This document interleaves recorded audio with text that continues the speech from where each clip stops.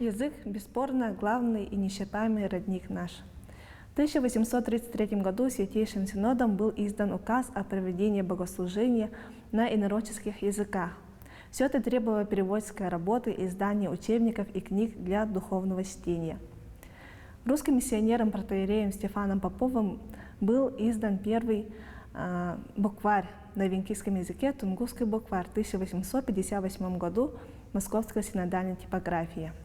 В 1920-х годах были организованы сеть дошкольных учреждений, кочевые школы для взрослых детей, национальные смешанные школы, стационарные и передвижные библиотеки.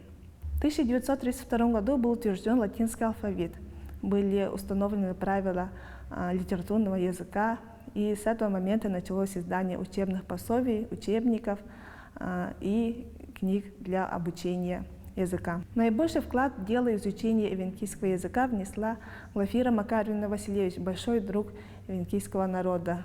Она общалась с населением, она записывала сказки, предания, рассказы, свои труды и потом опубликовала их.